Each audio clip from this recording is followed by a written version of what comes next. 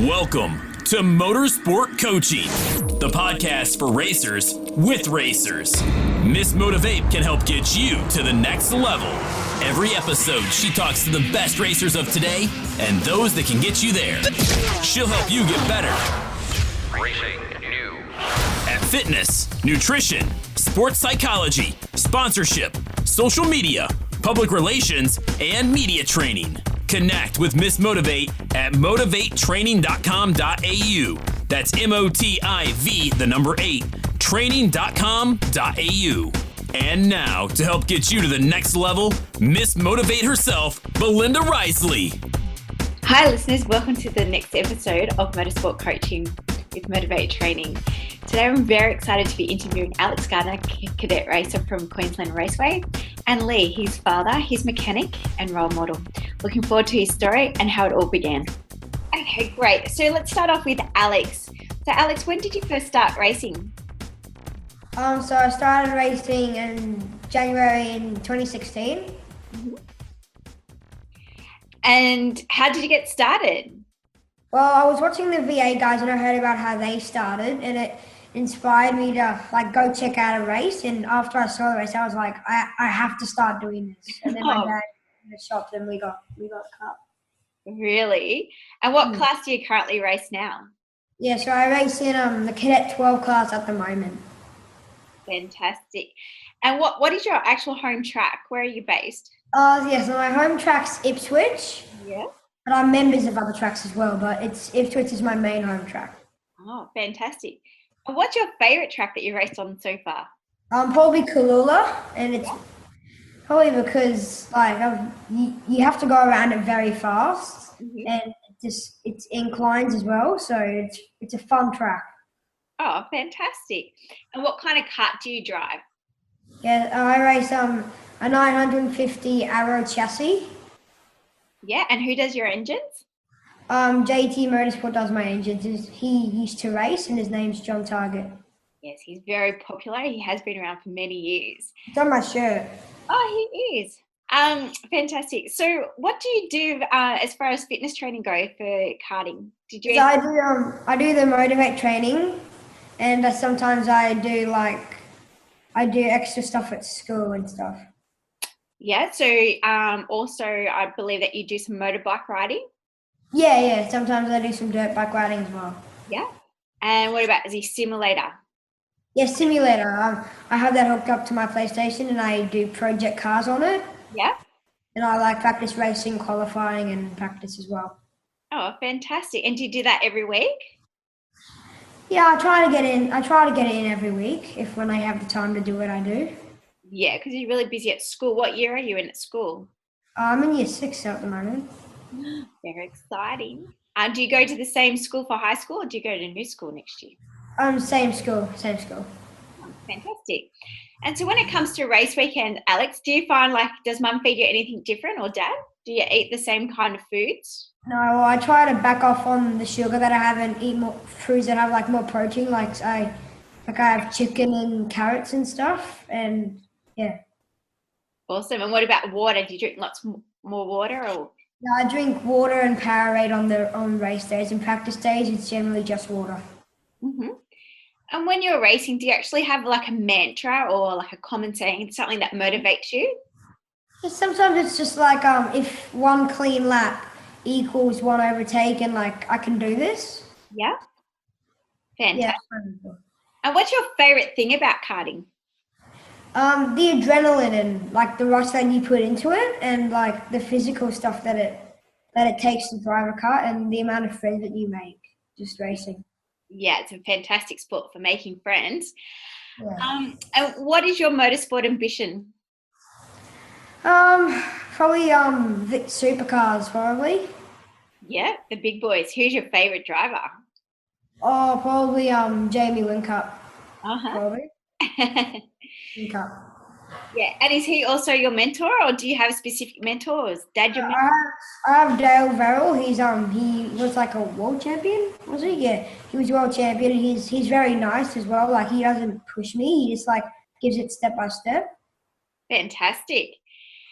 And what is one piece of guidance someone has told you or that you always think about Basically that like just finish the races and make sure you're happy like with what you've achieved in the race. Fantastic. Well, thank you very much for your time today, Alex. I really appreciate it. So Lee, father of Alex, mechanic, video man, you've got lots of job titles. Yep. So what other roles do you play with Alex? Yeah, so I generally do all of his pit crew stuff. So I'll fix the cart if it breaks, or I'll prepare the cart and get it ready, and then do any sort of fitness work with Alex as well. So anytime during the week when we're doing fitness activities or personal training type stuff, I'll try and either join in or just assess how he's going, and just generally try to keep him focused for the weekend. Fantastic. And do you actually race yourself, or have you raced? And no, I've never raced. It's not something that I ever did.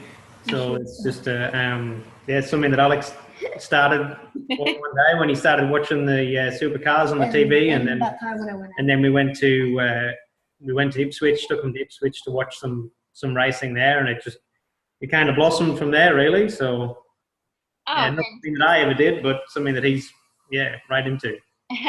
And do you enjoy the V8 yourself? Is that why he was watching it, or is it mum? Yeah. So I mean, I've always been a fan of motorsport, but it's not something that I ever did. So. And as a parent, obviously, there's lots of karts and engine builders out there. How did you decide to go with the Arrow? I suppose when we first started looking into it, I just contacted the local shop, the local kart store, and spoke to a few different people, and they supplied arrows along with a few other different karts as well. So we just at the time we didn't really know much about them, so we just picked.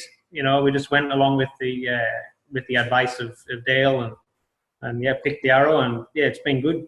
We really enjoyed it. Fantastic. And did they refer you onto JT for engines, or is that something that you came across once you started racing? No, so they've got a pretty good working relationship. So we just went with Dale, and then he put us on the JT as well. So fantastic. And have you found anyone or group that has really supported you in karting? Obviously, you've spoken highly of Dale and JT. Are they the main ones, or you work with other people as well? Yeah, so I mean, they've in professionally, they've probably been the main ones to help us along.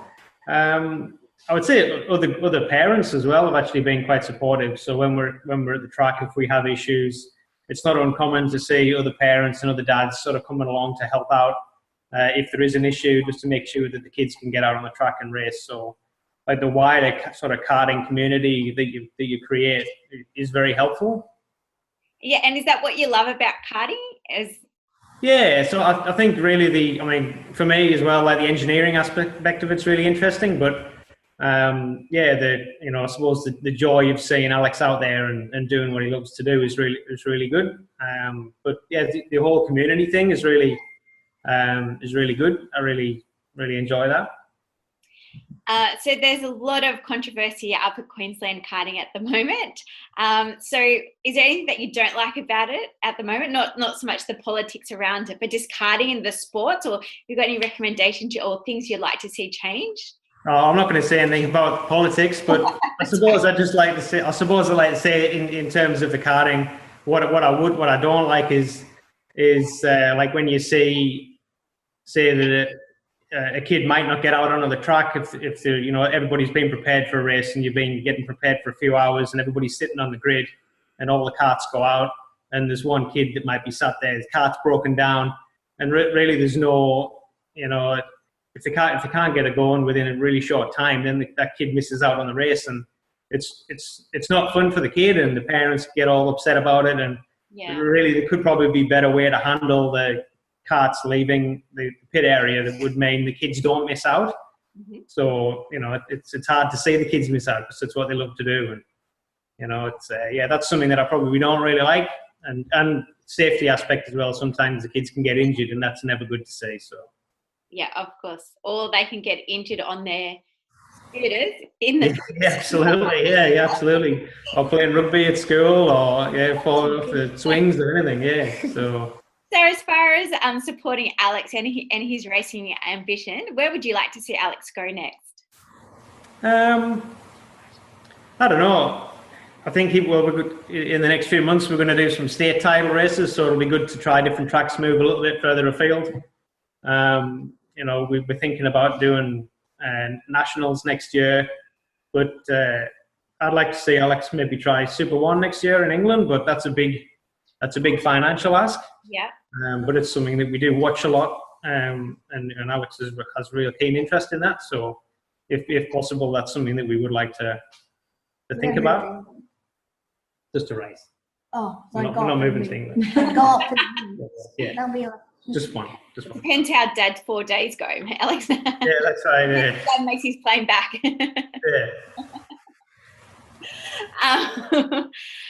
And so I will touch a little bit about on sponsorship. So in order to get there to England to do that race, is that something that you're wanting to get sponsors for over here or over there, or how would you see that being funded?